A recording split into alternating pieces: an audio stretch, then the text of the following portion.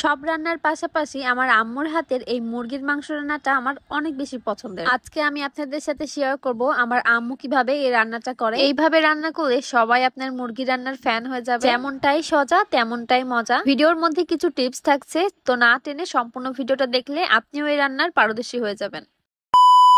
আসসালামু আলাইকুম, সবাই কেমন আছেন? আশা করছি সবাই ভালো আছেন। সবার অনেক দোয়া এবং ভালোবাসায় আলহামদুলিল্লাহ আমরা অনেক ভালো আছি। রান্না করার শুরুতেই আম্মু এখানে চুলার উপরে কড়াই দিয়ে দিল। কড়াইটা একটু গরম হলেই মা দিয়ে দিল সরিষার তেল। সরিষার তেল আমাদের শরীরের জন্য খুবই ভালো। তেলটা একটু গরম হয়ে উঠলেই আম্মু এখানে দিয়ে দিবে পেঁয়াজ কুচি। আমার বাড়িতে ম্যাক্সিমাম সময় সরিষার তেলে রান্না করা হয়। এই তো সরিষার তেলের জন্য কি সুন্দর বুদবুদ উঠেছে, পেঁয়াজ তো দেখাই যাচ্ছে না। পেঁয়াজটা একটু ভাজা ভাজা করার পরে এখানে আম্মু সব মশলাগুলো রেডি করে রেখেছে। এখানে আছে পরিমাণ মতো লবণ, হলুদের গুঁড়ো, মরিচের গুঁড়ো, গরম মশলা বাটা, জিরা, আদা এবং রসুন বাটা, সাথে থেতো করা বড় এলাচ এবং দারচিনি। আমার আম্মু রান্না করার সময় চেষ্টা করে সব সময় টাটকা পাটায় বাটা মশলা ব্যবহার করতে। আমার আম্মুর হাতের এই ব্রয়লার মুরগির মাংসটা আমার খেতে অনেক বেশি ভালো লাগে এবং আমার আম্মু রান্না করার সময় খুব ভালোভাবে কষিয়ে তারপরে মাংসগুলো দেয়, যার কারণে রান্নাটা অনেক বেশি মজা হয়। আপনারা একটা জিনিস খেয়াল করবেন, মাটির চুলায় রান্না করা এবং পাটায় বাটা মশলা দিয়ে রান্না করলে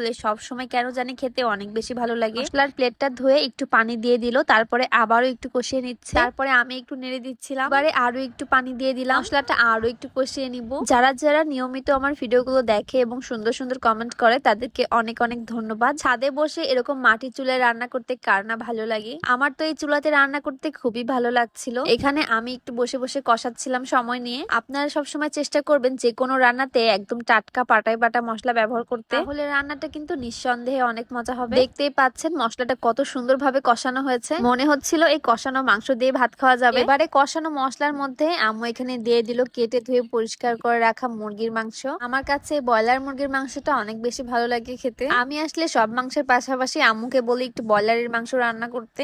এবারে কষিয়ে রাখা মশলাটা মা ভালোভাবে নেড়ে নিচ্ছে। আমার আম্মু অনেক ধৈর্য সহকারে রান্না করে। অনেকেই আছেন রান্নার সময় খুব তাড়াতাড়ি করেন, যে কোনো কিছুই না কষিয়ে পানি ঢেলে দেন। একটু খেয়াল করে দেখবেন, একটু বসে বসে ধৈর্য ধরে রান্না করলে কিন্তু রান্নাটা অনেক বেশি মজা হয়। আর তাড়াহুড়ো করে রান্না করা তরকারিগুলো কিন্তু আসলেই মজা হয় না। আর এই তো এখানে আমি বসে মশলার সাথে মুরগিটা কষিয়ে নিচ্ছিলাম। কি সুন্দর ভাবে কষানো হয়েছে আপনারা দেখতে পাচ্ছেন। এখানে মুরগিটা একটু পানি দিয়ে বেশ সময় নিয়ে কষিয়ে নিচ্ছিলাম। এরপরে দিয়ে দিলাম পানি। মুরগিটা যেহেতু খুব ভালোভাবে কষানো হয়ে গিয়েছে, এবার বাকি যে পানিটা দিলাম এটাতেই পুরোপুরি রান্না হয়ে যাবে। যারা যারা আমার ভিডিওটা এতক্ষণ দেখছেন তাদেরকে অসংখ্য ধন্যবাদ জানাই। এবারে বাকি রান্নাটুকু নিজে নিজেই হয়ে যাবে। আর এই তো এখানে মুরগি রান্নাটা একদম রেডি হয়ে গিয়েছে। এবারে পরিবারের সবাই মিলে একসাথে বসে টেবিলে খাবো। সবাই একসাথে বসে খাওয়ার মজাটাই আলাদা।